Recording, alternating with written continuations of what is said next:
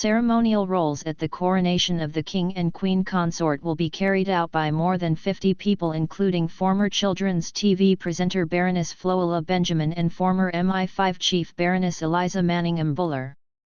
In a statement, Buckingham Palace said, "Those undertaking these historic roles in the service have been chosen to recognize, thank and represent the nation due to their significant service, and include representatives from Orders of Chivalry, the military and wider public life." The first procession into Westminster Abbey will be made up of faith leaders and representatives of the King's 14 overseas realms.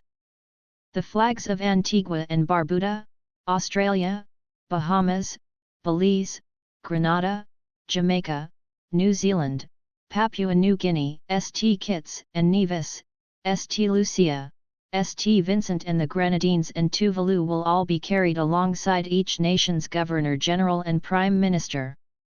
The Union flag will be carried ahead of Prime Minister Rishi Sunak and his wife Akshita Murthy by Cadet Warrant Officer Elliot Tyson Lee of the Royal Air Force Cadets, who described the task as a great and incredible honour. The King and Queen's procession will be led by the Marquess of Anglesey Charles Paget, the Duke of Westminster Hugh Grosvenor, the Earl of Caledon Nicholas Alexander and the Earl of Dundee Alexander Scrymgeour, who will carry the standards of the quarterings of the Royal Arms and standard of the Principality of Wales. Francis de Moke will carry the Royal Standard, becoming the 34th member of his family to serve at a coronation since 1066. His claim to carry out the historic role of King's Champion in the coronation was upheld by the Coronation Claims Office. Historically, the King's Champion would ride on horseback into the coronation banquet and challenge anyone who doubted the right of the monarch to the throne, but this custom ended with the last coronation banquet in 1821. Also taking part in the procession will be Admiral Sir Tony Radakin, Chief of the Defence Staff, acting as Lord High Constable of England, an office held for the day only. He will take part alongside the Earl Marshal, the Duke of Norfolk. The Earl of Errol Jocelyn Hay will act as Lord High Constable of Scotland, a hereditary role held by his family since the Middle Ages. The Earl of Crawford and Balcarres Anthony Lindsay will act as Deputy to the Great Steward of Scotland, the Prince of Wales. Baroness Helena Kennedy will carry the Queen Consort's rod, while General Sir Patrick Sanders will carry her sceptre. The Duke of Wellington Arthur Wellesley will carry the Queen Mary's crown, while Lord Chartres, former Bishop of London, will carry the Queen Consort's ring.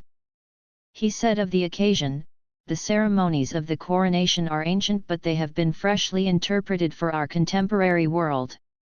General Sir Gordon Messenger, Governor of the Tower of London, will carry St. Edward's crown as Lord High Steward of England, a role held only for the day. He described the appointment as a huge and unique honour, adding, "To be playing a key role on such an important and historic occasion is a source of great pride to me, my family, the Royal Marines, and the Tower of London community." Former MI5 Chief Baroness Eliza Manningham-Buller will carry St. Edward's staff. The Duke of Buccleuch and Queensberry Richard Scott will carry the sceptre with cross, while Baroness Floella Benjamin will carry the sceptre with the dove. Dame Elizabeth Ann Ianwu, a former nurse, will carry the orb.